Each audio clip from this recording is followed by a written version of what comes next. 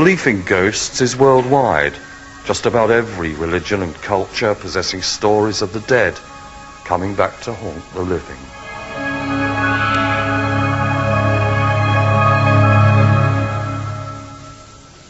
It's often medieval castles with their dungeons, their battlements and draughty staircases where you'd expect to see a ghost, and Tamworth Castle here in Staffordshire is no exception.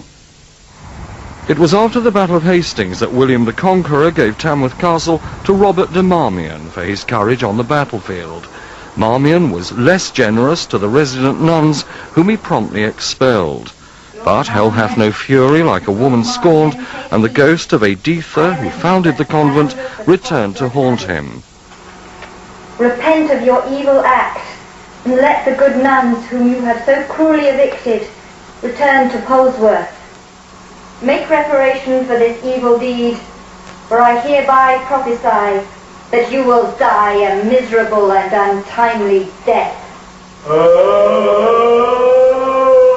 Editha, Tamworth's Black Lady, has been seen many times at the castle, and a team from Birmingham University captured her on film in the early 1950s. Their photograph shows her as she walked down what is still called the Haunted Staircase. Tamworth's White Lady still stalks the castle's battlements, for it was here that she stood watching her lover, Sir Tarquin, being slain by Sir Lancelot in the meadows below. But it's more tangible ghosts who now seem to haunt the ancient building. As I opened up the Tamworth Story, I went inside, and immediately I had the sensation of actually sand being thrown in my face, which makes you close your eyes. Close my eyes, put my hands on my face, and the sand, the grains were actually stinging my face. And as I opened my eyes, in front of me, by the Gibson Cannings display, saw a large cloud of smoke, as if someone had had a cigar and moved out of the room. And then suddenly it moved fairly quickly towards the window, where it disappeared altogether. I think they're very playful. I'd been working during the day, and I also worked on the evening visit, so I'd been here roughly 16 hours. I was locking up the building very tired, and the one door into the Tamworth Story is closed by 2 hooks. Every time I walked away, these hooks flipped off and parted the door. I had to put them back on, otherwise I knew that the alarms wouldn't set. This happened several times, and I was just so annoyed. In the end, I turned around and said, "Look, you lot, I've been here 16 hours, I'm tired and I want to go home. Will you just pack it in?" And this time they set. They stopped it.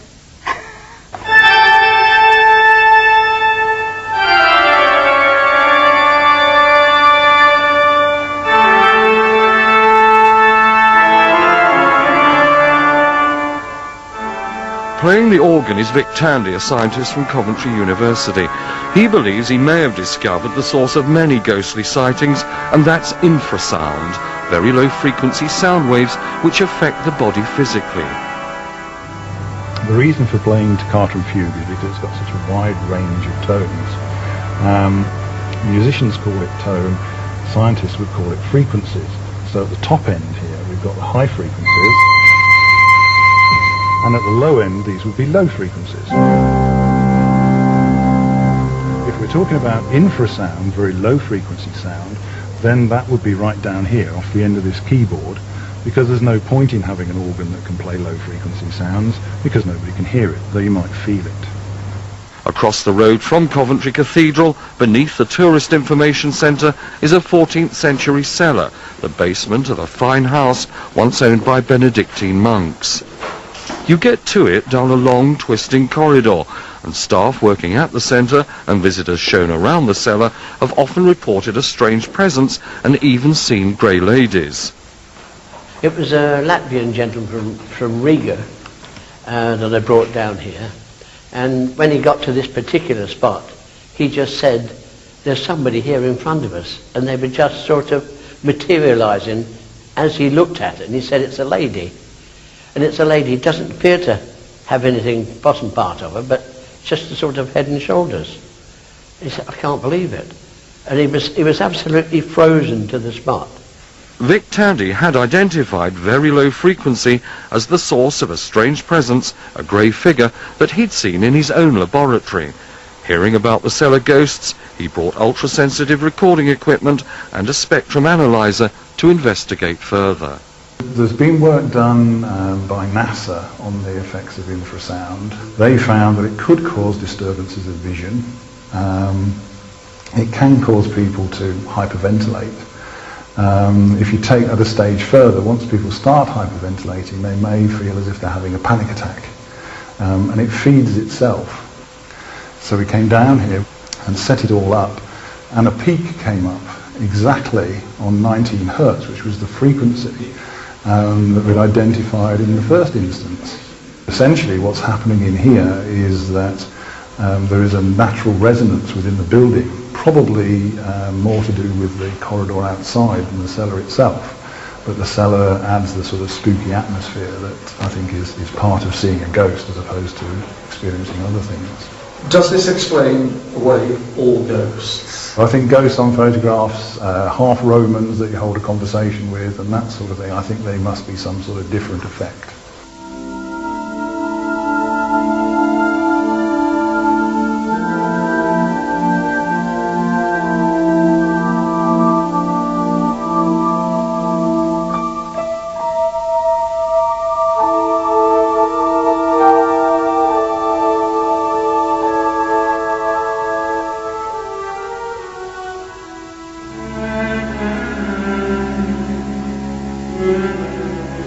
Our ghost trail moves to Wem, a small market town in North Shropshire, where in November 1995 the town hall was gutted by fire.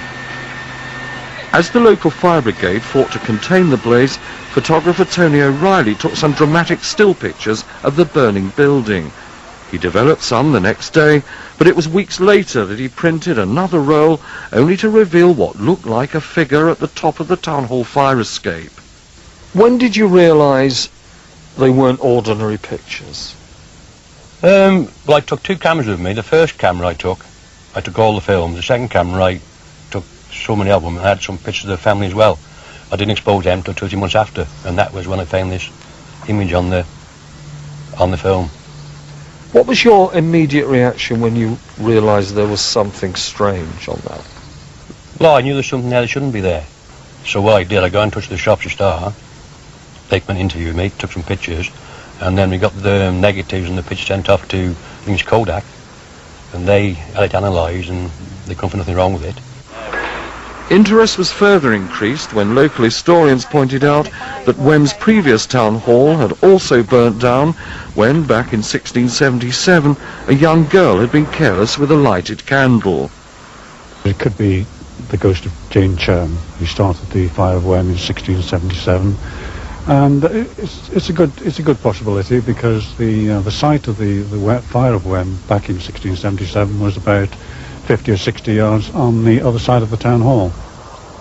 Still photographs can and have been faked, but what about video evidence? Belgrave Hall in Leicester was the 18th century home of industrialist John Ellis, who lived here with his daughters. Now a museum, it was 5 o'clock in the morning on December the 23rd, 1998, that the hall's security cameras recorded something odd outside the building.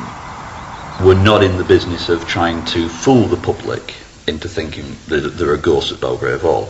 So what I did was to take the tape, ask around the country experts to look at the tape, and we got a selection of results from that, ranging from moths to plastic bags to ghosts. And I'm happy, personally, that the image on the tape is a leaf. But that doesn't explain what's going on inside the house. We've had two positive sightings of a Victorian lady. We've had noises, smells, and other activities like that. So really what we're doing now is investigating what these sightings could be. At the end of the day, I have a very open mind. I'd like to think there was a ghost in Belgrave Hall.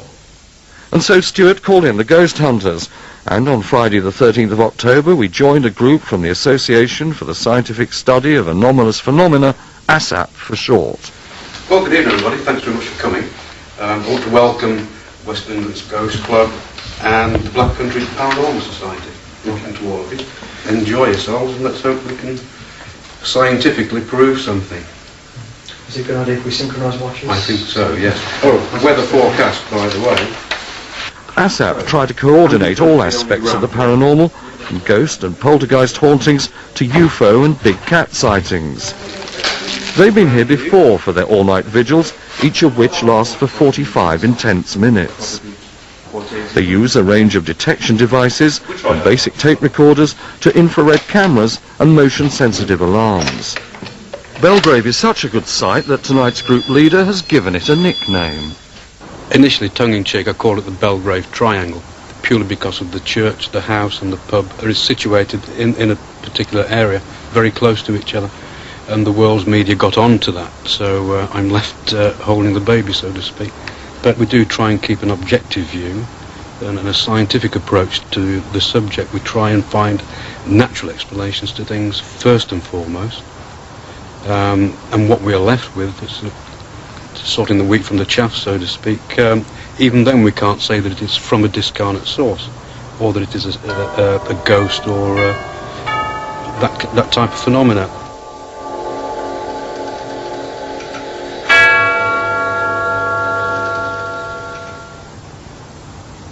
The Talbot Inn marks the second point of the Belgrave Triangle and is another favoured location for an ASAP vigil. The teams move in to wire up the cellars, 2 bars and the room upstairs.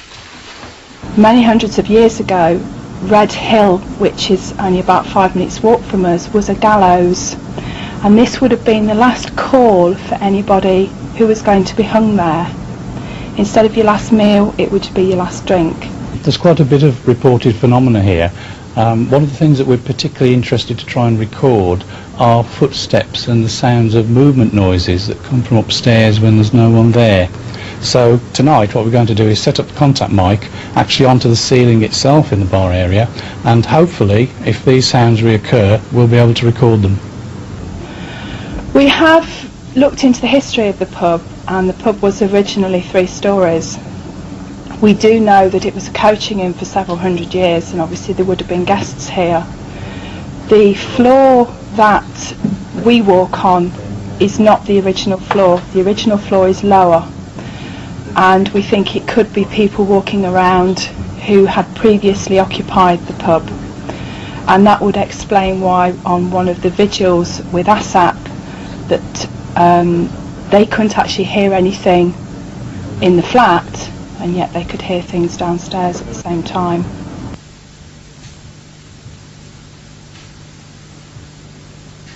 While the vigil continues in the Talbot, another group make their way to the final point of the Belgrave Triangle, St Peter's Church.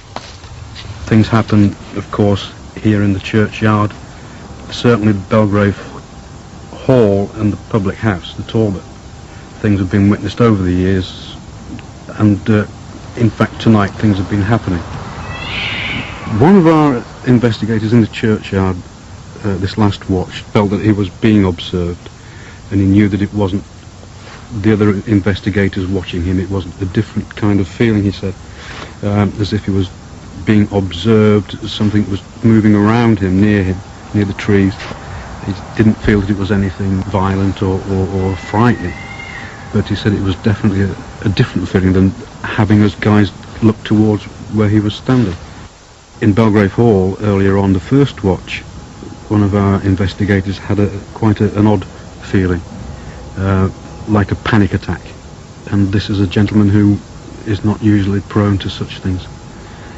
Also upstairs, a couple of investigators on different levels heard like a female sigh. It seemed to appear between the floors on the landing on the stairs.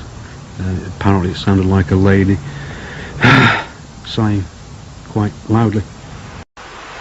We've heard of weeping statues and bleeding tombstones, but at Bosworth Hall in Leicestershire there's an immovable stain on the floorboards of the room above this massive stone fireplace. The stain never dries out, and even when the ceiling below is replastered and repainted, the mark soon reappears. It's said to be the blood of Anna Dixie, Sir Walston Dixie's beautiful daughter, who was in love with a local yeoman, much against her father's will. One night, back in the 16th century, she slipped out of her bedroom for a date with death. As she ran to keep her secret assignation, she was caught in a deadly man-trap laid by her father to ensnare her lover. All night she lay bleeding until being discovered and carried to her room, where a few days later Anna Dixie died. Guests can now sleep in Anna's room, one of the elegant bedrooms at the Hall, now a hotel, but the stained floorboards are now covered by a carpet. However, it's in the tower bedrooms that strange things continue to happen, rooms going hot and cold with no explanation, and where one guest was convinced he'd seen the Grey Lady of Bosworth Hall. He was an engineer, and he got an early flight at about 3 o'clock in the morning. He came down a small staircase from the tower rooms, and it's a single staircase. It's only room for one person. And as he opened the door at the top, he said there was a woman standing in the well on the corner, and he thought it was perhaps one of the bridesmaids. There had been a wedding on the night before, or the bride, because of the long dress she got on. And he beckoned and stood sideways for her to come up the stairs, and in his words, she blended sideways into the wall. Crisscrossed by coaching routes and rich in former staging inns, the Midlands has its fair share of ghost stories connected with the coaching era. The Great North Road ran through Nottinghamshire, where highwaymen like Dick Turpin preyed on wealthy travellers. Newark people aimed to get home before nightfall to avoid a phantom coach and four driven along the road by a headless coachman. And today, roads still provide ghostly sightings, like that witnessed by a couple near Redditch in Worcestershire. Well, it was about 14 years ago. My wife and I decided to go out on the evening to go and get some petrol. Just over the brow of the hill, we noticed a figure just in front, slightly to the centre of the road, walking a dog, incidentally. Figure looking quite solid. Like a policeman. Did you see that? They just disappeared. I indicated to go round the figure, and as I indicated to go round, the figure just disappeared. What did you see? I said to my wife, and she said, well, you tell me what you saw. The descriptions matched. So basically, we thought, right, we've seen a ghost.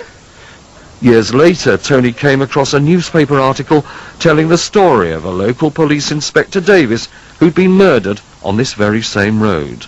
As he was on his beat, somebody had actually jumped him from behind and actually cut his throat. And the blame goes to a local man called Moses Shrimpton, who was a poacher. So do you think really that Inspector Davis still patrols his own beat? Possibly. I'd like to think so. I've come to Studley in Warwickshire to some former needlemakers' cottages where there appears to be a playful little poltergeist. Most of the things that have happened are mischievous. They're pranks that a small child might do. They're not harmful. It's quite a benevolent sort of thing, and it's just the sort of thing a small child would do. It wasn't really until we started work on upstairs here that we got a lot more peculiar things happening. Came in one morning as normal, switched all the lights on, and I found 2 handprints of a small child on the glass on the chiller. Knowing full well that I'd cleaned it the night before I went, and we'd had no children actually in the coffee shop the day before. Nothing particularly had bothered me before that point, and I just couldn't understand why I should have 2 small children's handprints. Ghostly handprints on the counter are one thing, but what about flying carrot cakes? I was sitting with my bank manager one day up here, and the cake just flew off the shelf, off the work surface in its box, a few feet onto the floor. And there was no one else up here but the 2 of us. And the bank manager said, "Did you see that?" And I said, "Yes." And he promptly got up and left. In the southeast of Warwickshire is the long ridge of Edge Hill, site of the first battle of the English Civil War. 1,500 men were slaughtered here in 1642, and it's produced one of the best documented ghost stories of all time. On Christmas Eve that year, farm labourers and workers returning home looked up to see the very same battle being reenacted in the sky. They saw the advance of the King's men down the hill towards the ranks of the parliamentarians, banners flying, drums beating, trumpets blaring, the whole scene being outlined against a bright light in the sky. They saw flame belching from cannons and muskets, the clash of pikes and the charge of cavalry. The watchers heard the pounding of hooves, the shouting of orders, and the cries of wounded men and animals. The phantom battle was to last for 3 hours, until the royalist forces appeared to retreat and the apparitions vanished from sight. The ghostly conflict was repeated on Saturday and Sunday nights for some weeks afterwards, and seen by so many witnesses that King Charles sent 6 officers from Oxford to investigate the matter. They not only saw the reenactment in its entirety, but also recognised some of their friends who'd been killed in the battle. A more recent war has provided the Midlands with one of its most enduring ghost stories. Here at RAF Cosford stands the haunted bomber of Hangar 457. Stories about a phantom airman in the Cosford Museum's Lincoln bomber started over 20 years ago, when the aeroplane was being restored. I saw the person sitting in the seat over on the left-hand side there. I was rather startled at first, and then the person spoke. Well, I think it was a person anyway. And he said, "It's all right, John." And then he said, 398, RF 398, which is the number of this aircraft, will not leave this hangar. We had been told on the previous Thursday this aircraft may go to the museum. I've seen him on numerous occasions before, and it is quite a surprise to suddenly see something there. He could be an ex-engineer. He seems to be very interested in the work we're doing in the refurbishment of the aircraft. He seems to be sort of overseeing everything. You don't always see him, but you quite often get a feeling that there is somebody there just watching what you're doing. As word of the ghostly happenings got around, other investigators visited the site, and in July 1988, Cosford allowed Ivan Spenceley to investigate the ghost of Hangar 457 for the Paranormal Research Society. I became involved simply because I was the one with the tape recorder who could pop out and do recordings for them. And there were indeed strange sounds. The hangar lights were turned out, and there were no lights in the aircraft. I looked toward the back of the aircraft and could see a tiny white point of light, which appeared to be bobbing up and down and moving along the aircraft toward me. And did so until it reached the flight engineer's position and disappeared. We have the sound of switches being operated in the aircraft, or it sounds like switches being operated in the aircraft, other mechanical levers being tugged very violently. We have hangar sounds. We have the sound of a young girl or a child shouting in the hangar. We have the sound, I'm told by pilots, ex-bomber pilots, of Merlin engines running out of sync. I really don't know. It's a total mystery. The Cosford Lincoln dates from 1945 and never saw active service in World War II, yet did take part later in operations during the Mau Mau Rebellion in Kenya. Many people believe the ghost is the phantom of a pilot called Hiller, who loved flying this particular aircraft and said on his last flight that he would haunt his baby. Hiller was killed near Cosford in an air crash. Well, this is Derby, a city with a multitude of ghosts. It's also a city with an extremely gruesome past. Less than 200 years ago, they were still hanging, drawing and quartering convicts, and the last public execution took place in 1862. So no wonder Ghost Walk guide Richard Felix is a very busy man. And I think that the energy used by the body in resisting death, the electronic impulses given off by the brain moments before death, can be so immense that the actual events just before death can be recorded into the fabric of the building. Now, for some reason, perhaps the anniversary of the event, it's seen again. There's a shop in Sadlergate called Poynton's, and again, doing a ghost walk for them one night, the lady on it said, "We've got a ghost in our shop." And I said, I didn't know anything about it. Oh yes, she said, we have a little stooped lady in black. In the daytime, she wanders through the shop, even when there's customers in there. She always disappears through the jigsaws. And I found that highly amusing until one night, going up the alleyway at the side of the shop, I noticed that there was a bricked-up doorway, and in fact got back in touch with Poynton's, and on the other side of the wall, there are the jigsaws. And in other words, she A, doesn't know that the jigsaws are there. She also doesn't realise but the doorway's been bricked up, and she's obviously making her last journey, not only through the jigsaws, but through the bricked up doorway to wherever, to whatever happened to her just outside.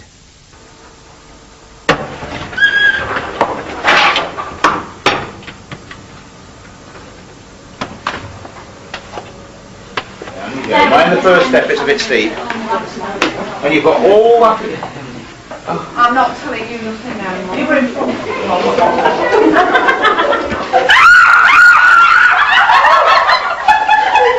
There's tunnels linked between the Tiger Inn and the old lockup where the prisoners were taken down to be tried and then executed. And a few years ago there was a little boy seen underneath the Royal Bank of Scotland. They were demolishing the old building, and a workman was clearing up, looked into the hole that had appeared, and he could see into the cellar. And sitting on the floor of the cellar was a little boy of about 6, wearing rags. The chap actually spoke to him and said to him words like, "What are you doing here, little boy?" And the little boy spoke to him, said, "I live here," and vanished. That was 27 years ago, and he still plays havoc with the Royal Bank of Scotland, even to this day. The lift operates itself, coffee cups move, papers float, and he's very fond of the £5 weights. He skims them across the counter of the bank, and they take off. He does not move, I can assure you. Rubbish.